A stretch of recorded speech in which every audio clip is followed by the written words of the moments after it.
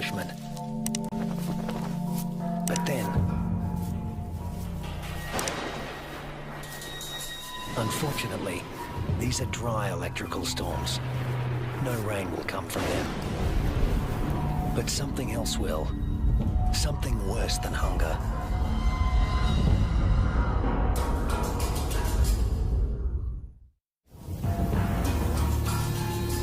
Lightning has ignited the dry grass of the outback. The kangaroos can easily outrun a grass fire. Almost 10% of arid Australia can burn like this in a single year. In a matter of hours, the fire consumes what little forage there is. Rusty has to move on. But there's really nowhere to go. Not this time. Parts of desert Australia are in the grip of a once-in-a-century drought, while heat waves smash temperature records.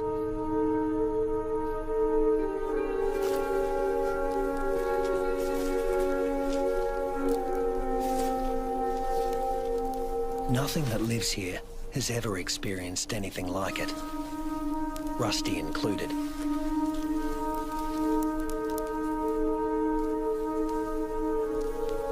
Some are suffering from severe malnutrition and dehydration. But if anyone can survive this, it's a red kangaroo. Human bodies are about 60% water. Rusty's is over 70%.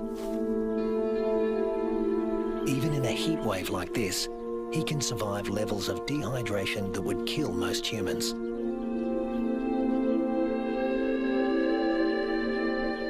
Reds only sweat when they're on the move. At rest, they pant, which uses less water than sweating. Raising their breathing rate to over 200 breaths a minute reduces their deep body temperature and cools their brains. And of course, they cover their limbs in cooling saliva. But there's a price to pay. Licking uses up precious water. If the drought continues much longer, this form of cooling will be too costly. The kangaroos stay under whatever shade they can find. When times get this tough, females switch off their milk supply.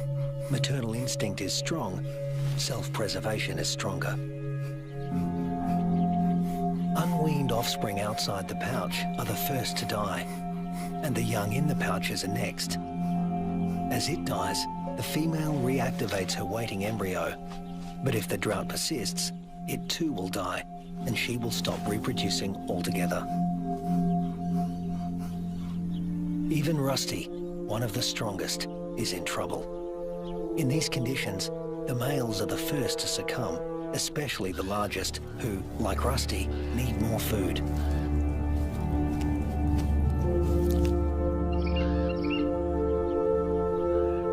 The demise of the red kangaroos is the wedge-tailed eagle's bounty.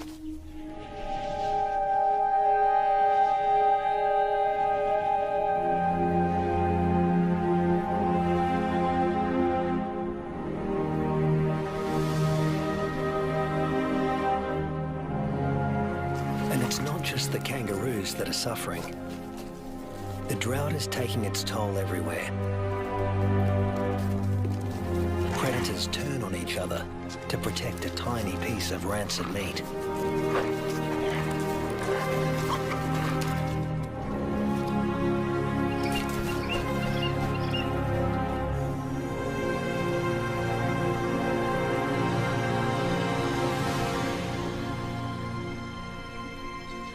This is the last remaining waterhole.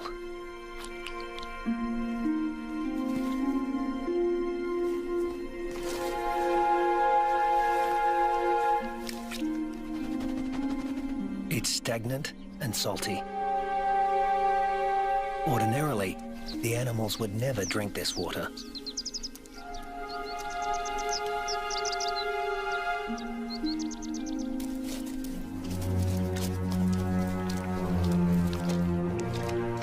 but desperation drives them. The drought makes for uneasy bedfellows.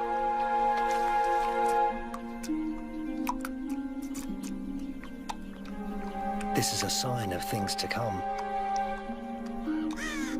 Heat waves in Australia are becoming hotter and more frequent.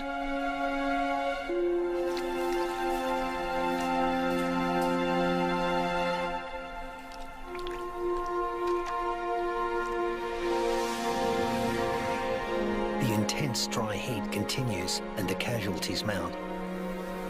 Among them are many of Rusty's offspring. In some parts of these desolate lands, drought can kill 8 out of every 10 kangaroos.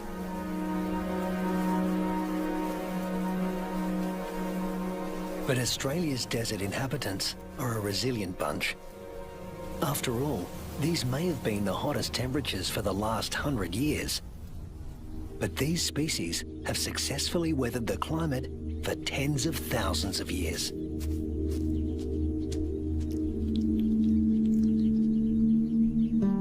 And Rusty is still here, conserving his energy and biding his time. A change is going to come. It always has. After 12 months of merciless drought, the landscape is dotted with the remains of those that couldn't hang on any longer. But in the Australian outback, all bad things come to an end. Eventually. Thunderclouds are gathering in the distance. Rusty seems to sense a change in the weather. Somewhere there is rain, and where there is water, there will also soon be food. He just has to get there.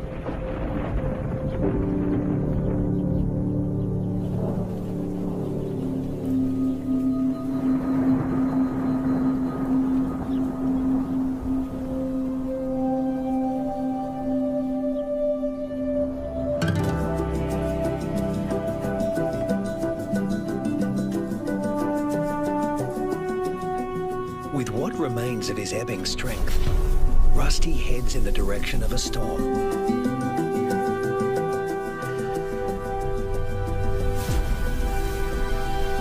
As do the other red kangaroos that have made it this far.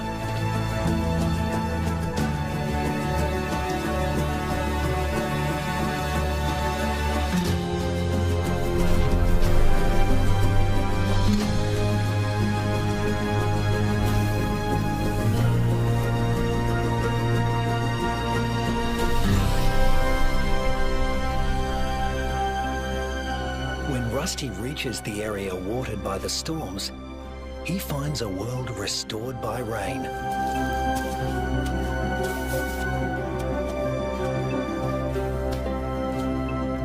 Plenty to eat, plenty to drink.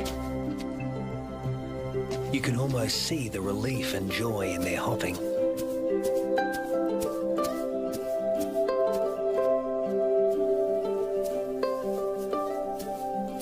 They will stay here and take in the nourishment. In only a few weeks, males and females will have their health restored, and soon they'll be ready to reproduce once again.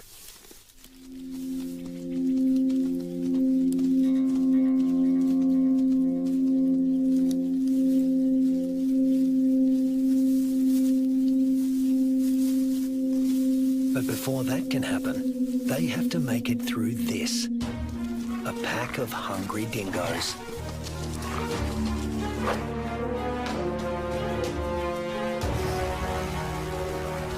Hunting in a pack more than doubles a dingo's success rate. Normally, they go for the weakest kangaroos in the group. But a pack of this size can take down something bigger. Something like Rusty.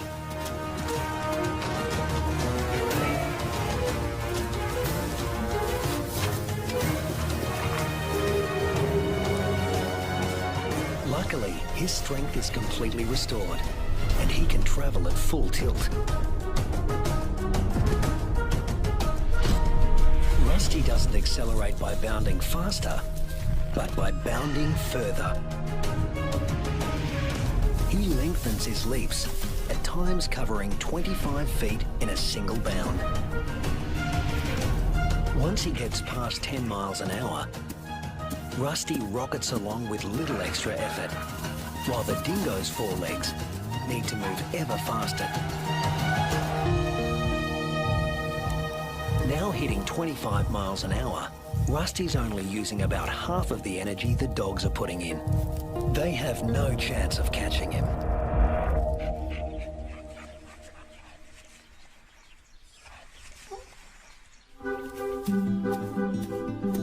Now Rusty can turn his attention to replacing the offspring lost to the drought.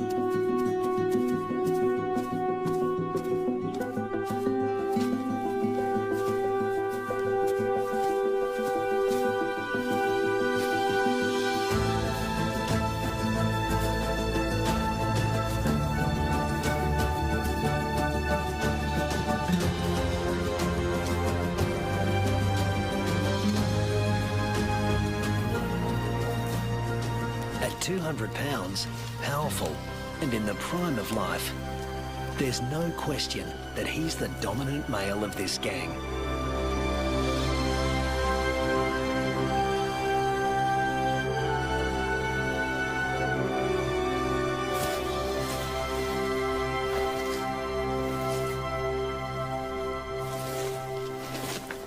The young he fathers will need an advantage to survive a world as harsh and unpredictable as this one.